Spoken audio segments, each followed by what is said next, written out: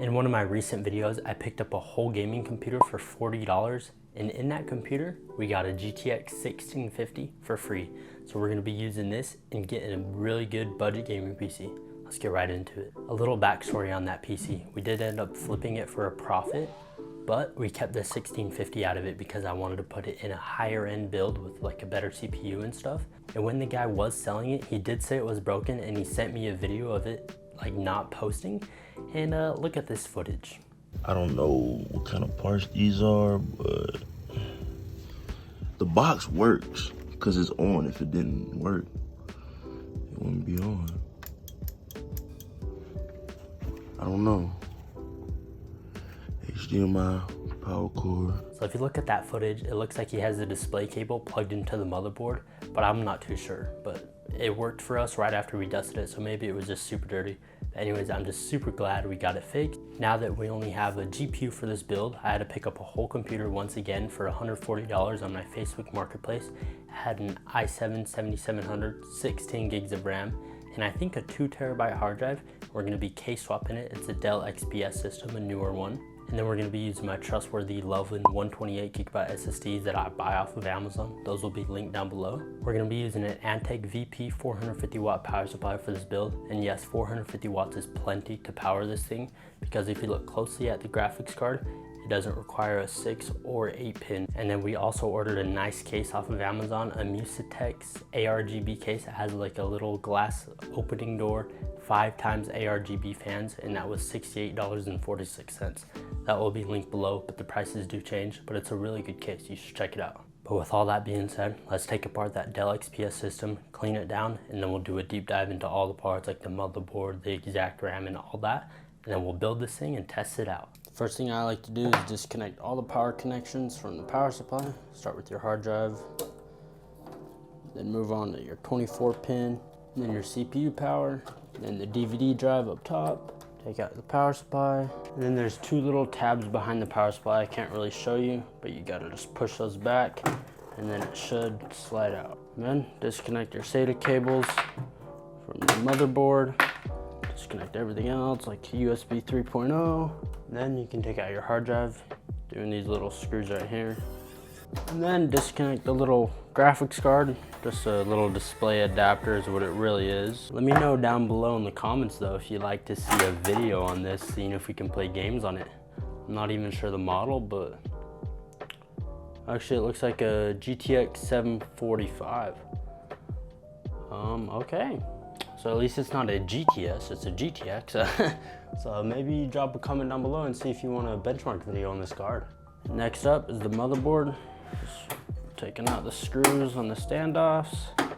And once all your screws are out, your motherboard should, in theory, come out super easy. Just be careful with it, of course. Last and final step, the I/O shield. Don't forget it. Just go ahead and punch it out, kinda.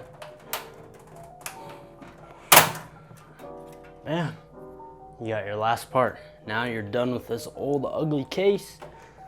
Use your SATA cables as well. Set this on the floor.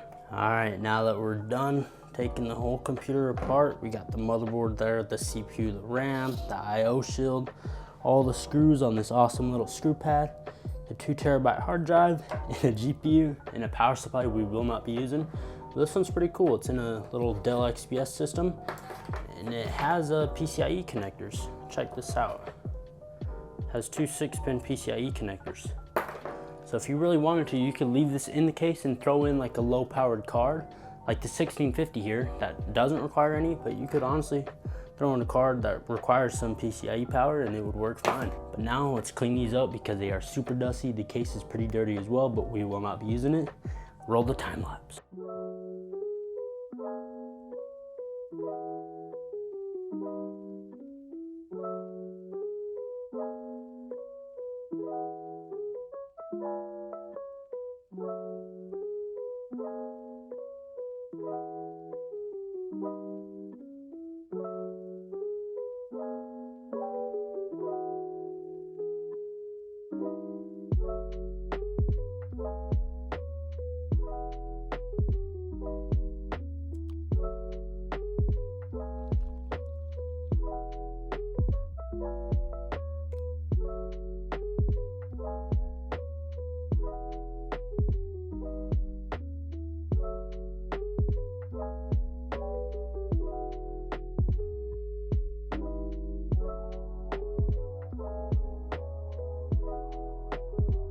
Alrighty, all the parts are right behind me, and the final parts, it's an i7 6700. In the intro I said an i7 7700, but it's a 6700. 2x8 gigabyte kit of SK Hynix RAM clocked at 2133 megahertz. And then all that is sitting on a Dell XPS 8900 motherboard, I think is what the model name is. I don't know, it's an 1151 motherboard, supports 6th and 7th generation Intel processors. And then instead of that 2TB hard drive I told you that came with, we're gonna be swapping that out with a 1TB hard drive, and we're gonna be using the 2TB hard drive in an up and coming high-end flip with an RTX 3070. Stay tuned for that. Turn the bell notifications on. And then we're also throwing in that 128GB SSD, and then the VS 450 watt power supply, and then the case, and then of course the final piece, the GPU, the GTX 1650. Anyways, let's get right into the build.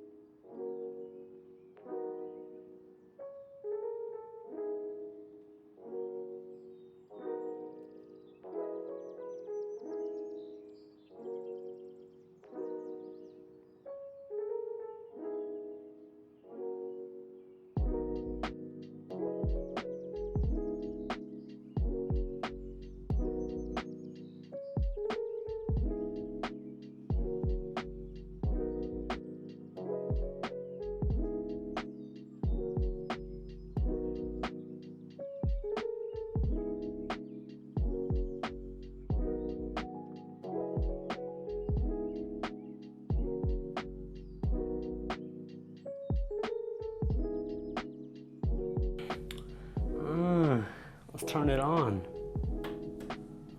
Whew. Whoa, yeah, baby. Whew. Give it a listen.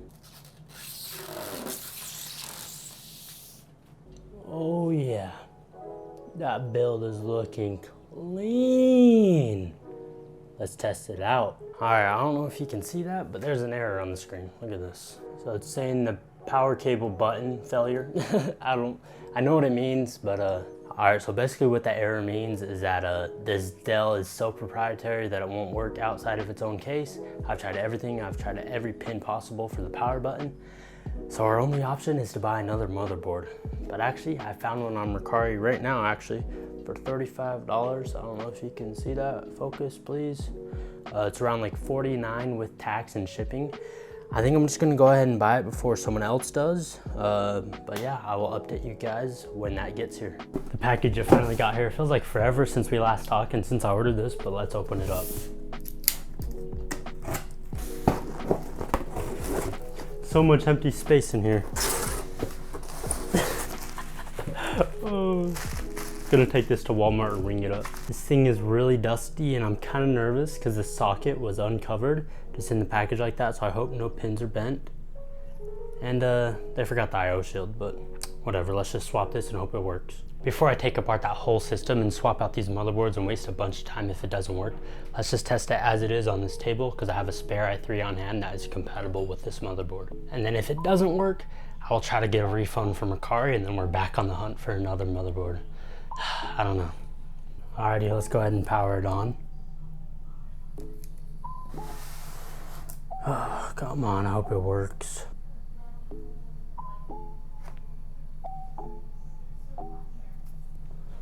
It's working. Alright, let's put it in the case. Yeah, I am not putting this motherboard in that build. First of all, when I was taking it apart and took the CPU out of the socket, I smelled like a burning scent. And I took a look at the CPU and look at this. Yeah, it looks burnt right there. It smells burnt, and some of the pins look like they caught fire, so I don't even know what happened. But yeah, I am not putting this in the build. I'm trying to get a refund from the seller right now, but we're back on the chopping board for another motherboard. So I've been searching for a motherboard since I found out that this one probably won't work, and I think I found one on eBay right here for $40. It's a B251, it has 4 DIMM slots actually, and I checked the description, no IO shield, but $40 and free shipping. I looked it up on the internet and it supports my CPU. So let's just buy it and hope this one works. So the total is $42.90 and it should get here by July 26th is what it's saying. All right, the motherboard finally got here. Right away, this packaging is way better. Had some brown packing paper on top, but it actually comes in a box. An inside out motherboard box. That's sick. That's actually hilarious. And look, this is way better packaging, unlike that one from Mercari. And it actually has a socket cover. And oh my goodness. Right away, this thing looks new. The one from Mercari was all dust, if you guys remember, but look at this thing, no speck of dust on it. I don't see no IO shield. I think in the ad it said no IO shield, but anyways, let's put it in the build and then test it out.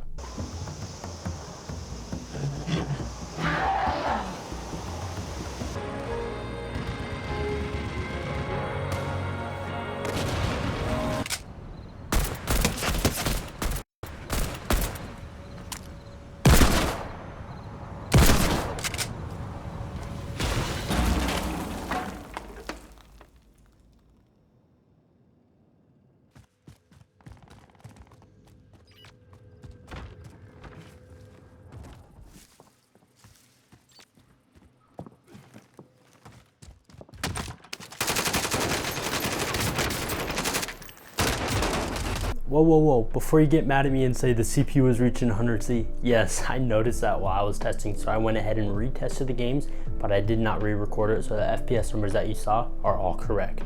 All I had to do was reapply the cooler. I'm guessing it just didn't make direct contact, but the CPU was way under 70 degrees C. So with all the shortcomings throughout this video and us going through basically 3 motherboards because the first Dell XPS motherboard wasn't compatible, it just wasn't working outside of the case. The second motherboard from Mercari was a bit too scuffed for my liking and I would not want to put it in a PC and risk it breaking the CPU or the motherboard frying and then everything goes with it. And then the third one, it finally worked from eBay and honestly it was a pretty good deal. We got it for around like $49. Even with all those obstacles, we managed to build this whole computer for $244.19. Let me know if you would use this computer for $244. In my opinion, this is a steal. This computer is so good for $244. You probably can't even find the 1650 for $200. So with all that being said, let me know your thoughts down below on this PC and if you would use it, and I'll catch you guys in the next one. Peace.